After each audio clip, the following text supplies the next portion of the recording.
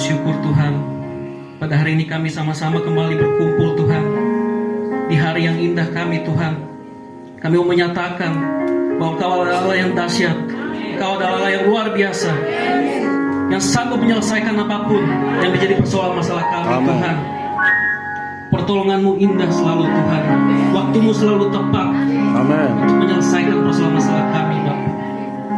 Oleh karena itu pada pagi hari ini kami siap menyerahkan diri kami Tuhan ke dalam tangan-Mu.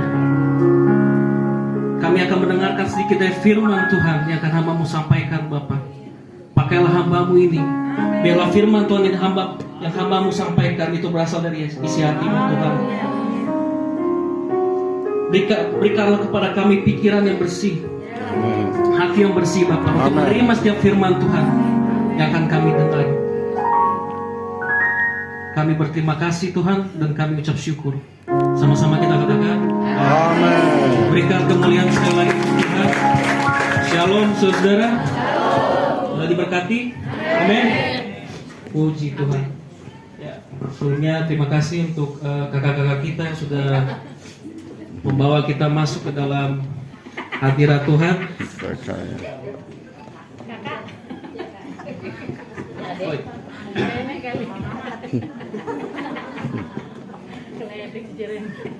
Kan gak enak kalau saya panggil Oma, mending kakak lebih enak kan.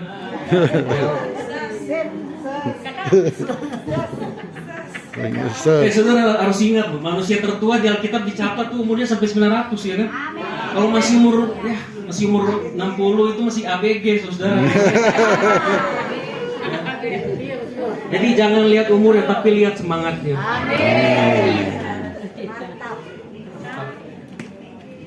Ya,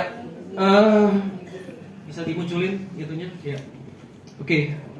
Hari ini saya langsung aja, nggak usah banyak basa-basi. Hari ini saya akan bicara soal move on. Ya, kata ini selalu muncul kalau orang lagi patah hati, ya, orang habis putus. Ya, biasanya anak-anak muda lah. Saudara pernah dengar nggak kata ini?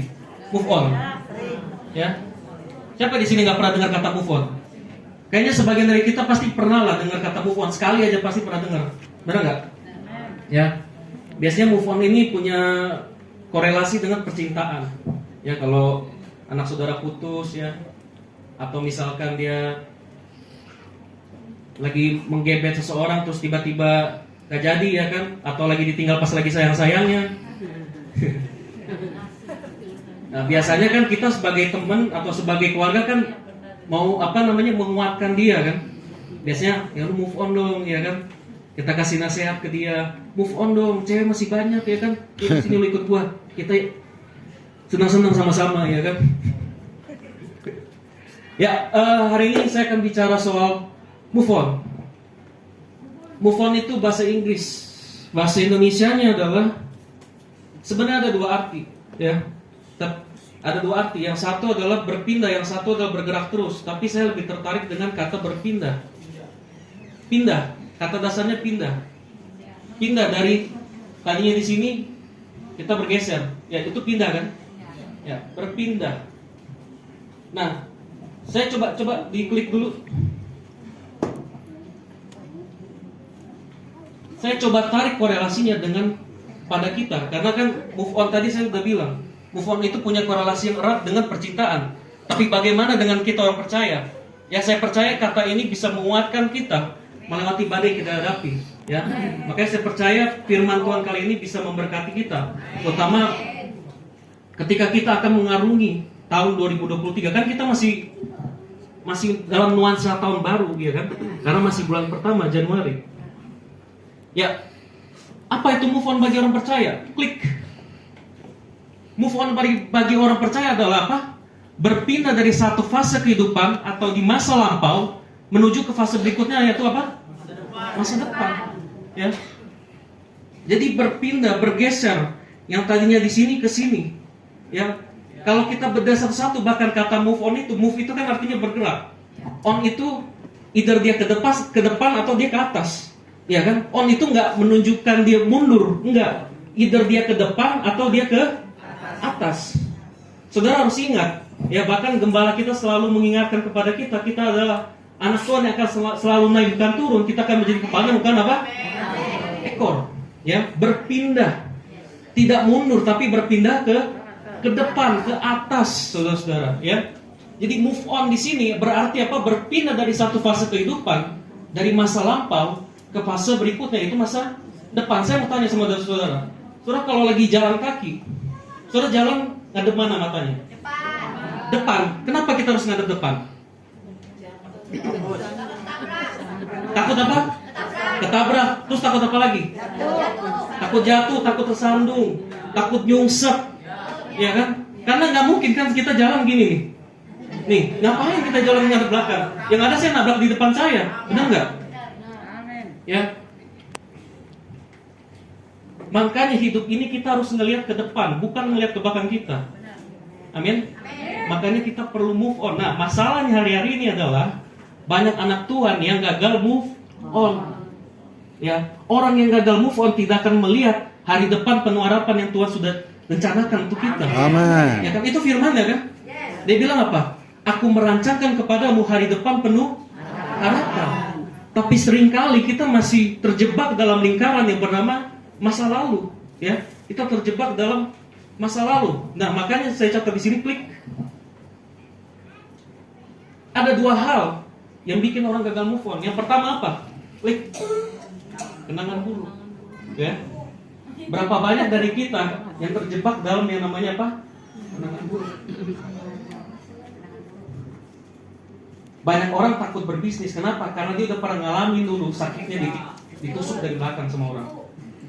Ditipu sama orang, ditipu sama partnernya sendiri, bahkan ditipu sama keluarganya sendiri, ya kan? Akhirnya membuat dia apa? Dia traumatis. Ya, ini kenangan buruk ini. Dan yang lebih bahayanya lagi apa? Yang saya kadang-kadang suka sedih. Saya kan pernah bilang, kalau nggak salah yang terakhir saya khotbah, saya suka sedih kalau dengar kabar ada orang Kristen udah nggak mau masuk gereja. Gara-gara apa? Gara-gara orang gereja itu sendiri, ya kan? Dia pernah punya masalah dengan orang gereja itu sendiri. Tapi kadang-kadang juga pertanyaannya adalah, itu gara-gara dia atau gara-gara saya sendiri? Ya kan? Kadang-kadang kan kita misalkan nih ya, pengerja gereja ya, kita kadang-kadang negor jemaat, itu bukan karena kita mau ketus sama saudara atau kita mau kejam sama saudara. Tapi memang kita kadang-kadang harus perlu nasihatin supaya kita tetap tertib. Amin. Ya. Kadang-kadang ada orang udah nggak mau ke gereja, kenapa? Gara-gara ditegur. Dia nggak mandi masuk gereja.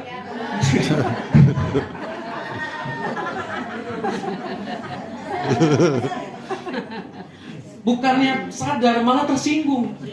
Saudara bisa bayangin nggak? Saudara nggak mandi masuk gereja nih ya, terus saudara nyembah Tuhan, Tuhan angkat tangan ya kan?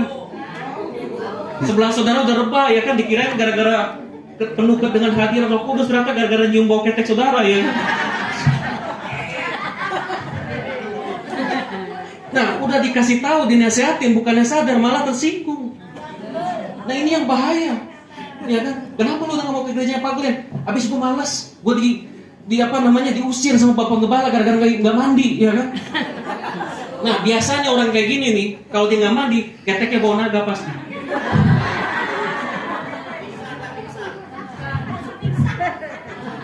Ya. Tapi saya harap di gereja ini sih nggak ada harusnya ya. Ya, seringkali apa kenangan buruk ini apa menghantui kita. Ya, kadang kita kecewa sama gembala sendiri, kadang kita kecewa sama pengerja gereja, ya kan? Loh, namanya manusia bisa mengecewakan kok kata Alkitab, ya kan? Tapi kan saudara datang ke gereja, saudara bukan datang untuk ketemu manusianya, tapi saudara mau apa? Bersekutu dengan Tuhan. Ya.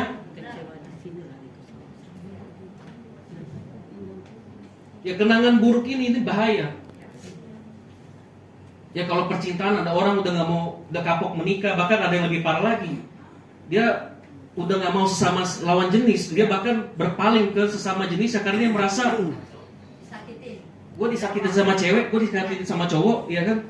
Mending gue sesama yang ini aja deh, ya kan? Dia lebih mengerti perasaan gue. Itu bahaya, saudara. Ya kan? Kenangan buruk itu kalau kita tidak lepaskan, itu bisa menjadi senjata untuk membunuh kita. Ya. Jadi hal pertama yang membuat orang gagal move on adalah apa? Kenangan buruk. Ya, masa lampau, kenangan buruk. Yang kedua apa? Kenangan indah. Nah, ini kenangan indah lebih bahaya lagi nih.